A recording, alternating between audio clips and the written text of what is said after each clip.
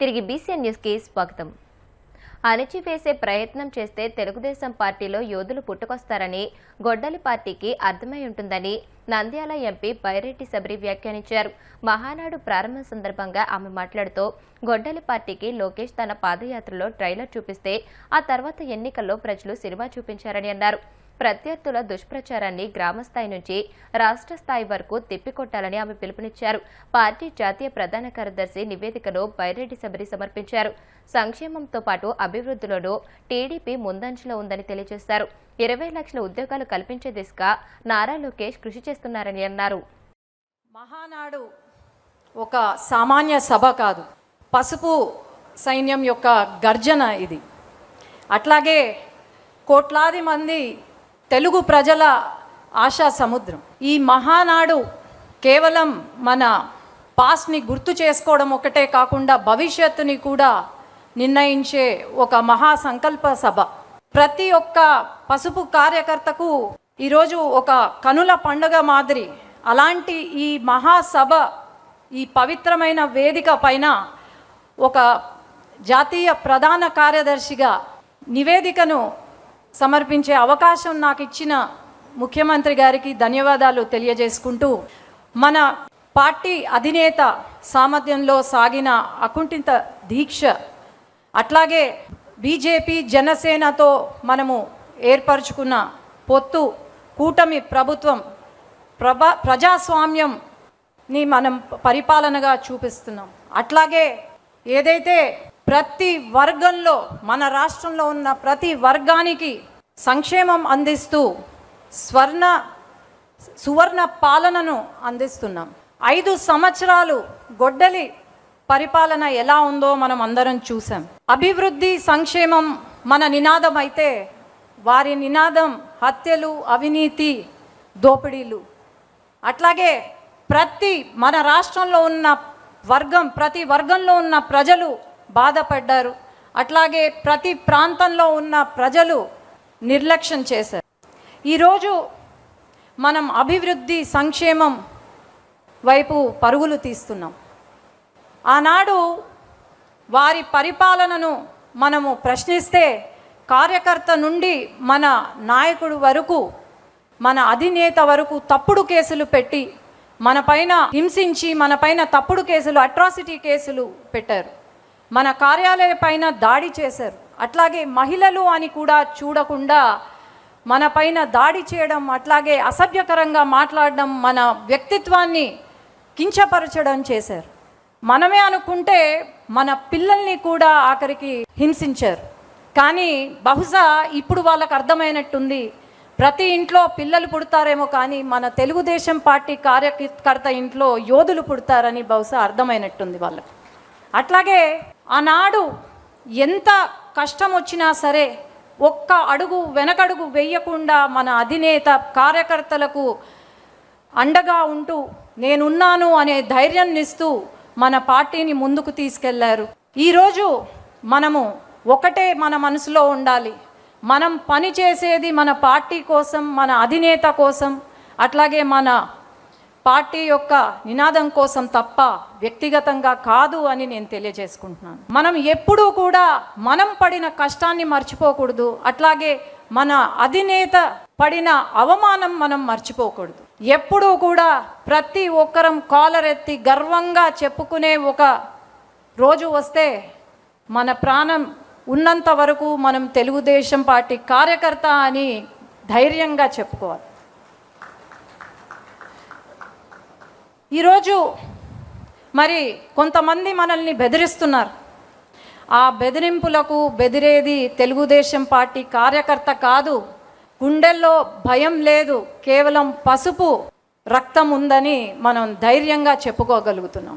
ఈరోజు బెదిరిస్తున్నారు అంటే మనం చెప్పాల్సింది ఒకటే, మనము మన కార్యకర్తగా వెనగడుగు వేసేది లేదు, తల దించేది లేదు, వెన్ను వంచేది లేదు. మనం ఒకవేళ వెను వంచినా లేకపోతే తల దించినా అది కేవలం నా జెండా కట్టడానికే తప్ప. రాష్ట్రంలో 2 ఏళ్ల పాలనలో దారుణంగా విఫలమైన కూటమి ప్రభుత్వం ప్రశ్నిస్తున్న వైసీపీపై అధినేత వైఎస్ జగన్మోహన్ రెడ్డిపై వ్యక్తిగత దాడులు, కుటుంబ సభ్యుల వ్యక్తిత్వ హరణాలకు పాల్పడుతుందని పార్టీ రాష్ట్ర ప్రధాన కార్యదర్శి గడికోట శ్రీకాంత్ రెడ్డి మండిపడ్డారు. గత కొన్ని రోజులుగా చంద్రబాబుతో పాటు మంత్రులు చేస్తున్న విమర్శలు, వ్యాఖ్యలే ఇందుకు నిదర్శనమని తెలియజేశారు. సీమలో ఫ్యాక్షన్, నక్సలిజాన్ని రూపుమాపి రాష్ట్రాన్ని సంక్షేమంలో మేటిగా పెట్టించిన రాజశేఖర్ రెడ్డితో పాటు పేద ప్రజల కోసం ఆసుపత్రులు కట్టించిన రాజారెడ్డిపై టీడీపీ నేతలు నీచంగా విమర్శలు చేస్తున్నారని దుయ్యబట్టారు. ఆ ఫెయిల్ నుంచి తప్పించుకోవడానికి టోటల్ పార్టీ యంత్రాంగం అంతా, పార్టీ ప్రభుత్వం మొత్తం అంతా కూడా వాళ్ళ యంత్రాంగం కేవలం అపోజిషన్ పార్టీ అయినటువంటి జగన్మోహన్ రెడ్డి గారిని విమర్శించడమే ధ్యేయంగా పెట్టుకున్నారు. ఇంకా వేరేది ఏమీ లేకుండా కేవలం జగన్ను విమర్శించేదే వాళ్ళ టార్గెట్ గా పెట్టుకున్నారు. పదే మాట్లాడుతుంటారు జగన్మోహన్ రెడ్డి గారు అసెంబ్లీకి రావాలి. వాళ్ళు ఏ రకంగా బిహేవ్ చేస్తారు అసెంబ్లీలో అనేటువంటిది అందరికీ కూడా తెలిసిన అంశమే. అఫీషియల్ గా అపోజిషన్ లీడర్ స్టేటస్ ఇవ్వండి అని అంటే దానికి భయపడతారు. ఇవ్వరు. అనేక ప్రెస్ మీట్లలో తను లేవనెత్తిన అంశాలను ఒక్కదానికైనా మీరు సమాధానం ఇచ్చారా? ఆయన ప్రెస్ మీట్స్ పెట్టి స్పష్టమైనటువంటి డేటాతో మిమ్మల్ని సూటిగా ఆయన ప్రశ్నిస్తున్నాడు. ప్రశ్నించినటువంటి ఏ ఒక్కదానికి సమాధానం చెప్పకపోగా తన ప్రెస్ మీట్ అయిపోయినప్పటి నుంచి ఇంకా అందరినీ ఉసిగొలిపి పర్సనల్ గా వెళ్ళటము, పర్సనల్ గా కుటుంబం గురించి కానీ ఇంకోటి కూడా లేవనెత్తి ఆ అంశాలను డైవర్ట్ చేసేదే మీ ప్రయత్నంగా ఈ 2 సంవత్సరాల్లో భాగంగా కొనసాగింది. అంతకు మించి ప్రజలకు ఎటువంటి లబ్ధి చేకూరలేదు. ఈ రాష్ట్రానికి ఏ మంచి జరగలేదు. తను స్ట్రైట్ గా లేవనెత్తిన అంశాలలో మీరు 2 సంవత్సరాలలోనే దాదాపుగా 3,50,000 కోట్ల అప్పు చేశారు. మీరు ఎన్నికలలో ప్రామిస్ చేసిన ఏవి ఇవ్వకపోగా ఏ రకంగా డబ్బులు ఖర్చు అయినాయని చెప్పేదానికి ఎక్కడా చెప్పకుండా దోపిడే మార్గంగా చేసుకుంటున్నారు. గతంలో వైసీపీ ప్రభుత్వం 9 లక్షల కోట్లు చేసింది, 10 లక్షల కోట్లు చేసిందని దుష్ప్రచారం చేస్తూ అఫీషియల్ గా మీ అసెంబ్లీ రికార్డ్స్ లో కానీ కేంద్ర ప్రభుత్వం ఇచ్చినటువంటి పార్లమెంట్ రికార్డ్స్ లో కానీ అఫీషియల్ గా మొత్తం అన్ని అప్పులు కూడా కలిపి వైఎస్ఆర్సీపీ ప్రభుత్వం గత 5 సంవత్సరాలలో విపరీతమైనటువంటి సంక్షేమం ఇచ్చి కరోనా లాంటి విపత్కర పరిస్థితులు వచ్చినా కూడా సంక్షేమం ఆపకుండా ప్రతి ఒక్కరిని జీవనశైలి మార్చాలని చెప్పి ఎన్నికల్లో మేనిఫెస్టోని వరి కోత అనంతరం పొలాల్లో పంట వ్యర్థాలను తగలబెట్టే చర్యలు తీవ్ర అగ్ని ప్రమాదాలకు దారితీస్తాయని Bhimadolu fire station incharge Vipparthi Ravikumar అన్నారు. ఏలూరు జిల్లా భీముడోలు హెచ్పీ గ్యాస్ ఏజెన్సీ సమీపంలో రైల్వే ట్రాక్ వద్ద జరిగిన అగ్ని ప్రమాదాన్ని నివారించిన అనంతరం ఆయన మాట్లాడుతూ రైతులు అవగాహన లేకుండా పొలాల్లో నిప్పంటించడం వల్ల మంటలు అదుపు తప్పి సమీప జనావాసాలు, చెట్లు, విద్యుత్ తీగలు, గడ్డి నిల్వలు, పశువుల షెడ్లు వరకు వ్యాపించే ప్రమాదం ఉందని అన్నారు. గత 10 రోజులుగా ఉంగుటూరు, నిడమర్రు, భీముడోలు, ద్వారకా తిరుమల మండలాల గ్రామాల్లో పంట వ్యర్థాల దహనం కారణంగా పలు చోట్ల అగ్ని ప్రమాదాలు నమోదయ్యాయని తెలియజేశారు. మరియు పట్టణ ప్రజలకు అలాగే చుట్టుపక్కల ఉన్నటువంటి నిడమర్రు మండలం, ఉంగుటూరు మండలం, ద్వారకా తిరుమల మండలం ఇవన్నీ కూడా భీముడోలు అగ్నిమాపక కేంద్ర పరిధిలోకి వస్తాయి.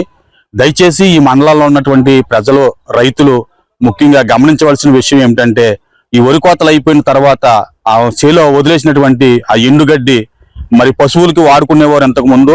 ఇప్పుడు దాన్ని వరి కోత మిషన్ వచ్చిన తర్వాత అవి కోసేసి వదిలేయడం, తర్వాత రైతులు మరి తెలిసి చేస్తున్నారో లేక అజ్ఞానంతో చేస్తున్నారో అర్థం కాని పరిస్థితిలో ఉంది. ఏంటంటే వ్యవసాయం మరి అగ్రికల్చర్ డిపార్ట్మెంట్ వారు కూడా మరి వదిలేసినటువంటి ఎండుగడ్డి ఆ చేనులో వదిలేయడం వల్ల అది కంపోస్ట్ అయ్యి ఆ చేనుకి చాలా బలాన్ని ఇస్తుందని చెప్తున్నప్పటికీ కూడా మరి రైతులు తెలిసో తెలియకో మరి నిప్పు పెట్టడం అనేది జరుగుతుంది. యాక్చువల్ గా ఇలాగ అంటించడం వలన ఏమవుతుందంటే ఆ చేలో ఉన్నటువంటి సారం అంతా పోయి పంట దిగుబడి తగ్గిపోతూ ఉంది. అది గమనించకుండా మరి దీనికి అధికమైన ఎరువులు కూడా వాడుకునే పరిస్థితిలోకి వచ్చేసింది. ఈ రోజు ఉన్నటువంటి ఈ యొక్క వ్యవసాయ భూమి అంతా కూడా సారవంతాన్ని కోల్పోతూ ఉంది. దయచేసి మా ఫైర్ డిపార్ట్మెంట్ ద్వారా మీ అందరికీ కూడా చేతులు జోడించి నమస్కరించి చెప్తూ ఉన్నాము. ఎక్కడా కూడా ఈ వరి చేలలో గడ్డి మీరు తగలబెట్టొద్దండి. దయించి మా కొరకే కాదు, అది మీకే నష్టం. అది మీకు అర్థం కావట్లేదు. మరి ఈ యొక్క గత 10 రోజుల నుంచి కూడా ఈ ఎండ వేడిమి బాగా విపరీతంగా ఉంటుంది. మరి రైతులు కూడా ఏం చేస్తూ ఉన్నారంటే కరెక్ట్గా 11, 12 ఆ సమయంలో ఈ పొలాల్లో ఉన్నటువంటి వరిగడ్డికి నిప్పు పెట్టేసి ఎవరు గృహాలకు వారు వెళ్ళిపోతూ ఉన్నారు. అందువలన ఏమవుతుందంటే ఈ ఒక ఖాళీ మళ్ళే కాదు, ఈ ఖాళీ మళ్ళీ నుంచి వచ్చి అదంతా కూడా మంట వేరే చోట్లకి వెళ్ళిపోతూ ఉంది. చూడండి, ఇప్పుడు భీమడోలు పట్టణంలో మనం ఉన్నాము. ఈ గ్రామంలో రైల్వే స్టేషన్ దగ్గరలో ఈ యొక్క నిప్పు పెట్టడం జరిగింది. ఇదంతా కూడా రైల్వే ట్రాక్ దగ్గరికి అలాగే చుట్టుపక్కల నివాసిత ప్రాంతాలు ఉన్నాయి. ఈ అక్కడ ఉన్నటువంటి ప్రజలందరూ కూడా చాలా భయభ్రాంతులకు గురవుతూ ఉన్నారు. అలాగే ప్రతి గ్రామంలో కూడా ఇలాగే జరుగుతూ ఉంది. నిన్న ఉంగుటూరు మండలం ఉంగుటూరు గ్రామంలో, అలాగే మొన్న మరి పంగిడిగూడు గ్రామంలో కూడా ఇలాంటి పరిస్థితులు ఎదురవుతూ ఉన్నాయి. ఈ యొక్క ఫైర్ డిపార్ట్మెంట్ వారు కూడా మరి వాహనం వెళ్ళని పరిస్థితుల్లో ఉండడం వల్ల మేము కూడా ఏమి చేయలేనటువంటి పరిస్థితుల్లోకి వచ్చేస్తూ ఉన్నాం. ఈ ఎండా వేయడం విపరీతంగా ఉంటూ ఉంది. ఈ యొక్క చేల్లో ఉన్నటువంటి గడ్డంతా కూడా తగలబడి ఇది బాగా వ్యాపిస్తూ ఉంది. ఇది ఇక్కడ చూస్తే దగ్గర ఒక 20 ఎకరాల్లో ఇది వ్యాపించి ఉంది. అక్కడికి వాహనం వెళ్ళి వాటర్ కొట్టే పరిస్థితి కాదు. కాబట్టి మేము ఈ ఫైర్ బీటింగ్ ద్వారా ఈ ఫైర్లన్నీ కూడా ఆర్పడం జరుగుతూ ఉంది. దయచేసి మీరు అందరూ కూడా గమనించండి. రైతులు మరీ ముఖ్యంగా మీరు మీ వరిచేలలో గడ్డి మాత్రం ఎట్టి పరిస్థితుల్లో కూడా మీరు తగలబెట్టొద్దండి. అది మన భూమికి చాలా మంచిది. దాని వలన పంట దిగుబడి కూడా బాగుంటుంది. ఇలా అంటించడం వల్ల భూమి సారం కోల్పోతూ ఉంది.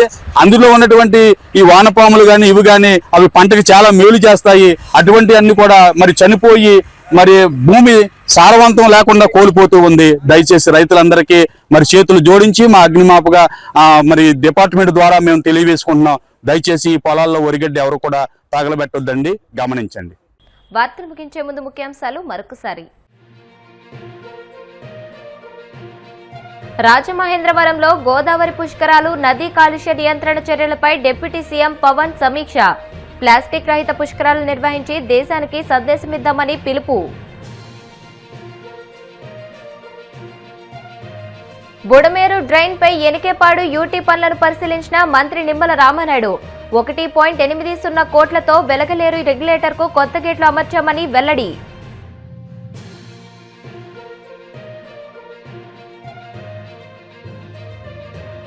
తెలుగుదేశం పార్టీ నాయకులు కార్యకర్తల ఐక్యతను చాటుకునే వేదిక మహానాడు. టీడీపీ రాష్ట్ర అధ్యక్షుడు పల్లా శ్రీనివాసరావు.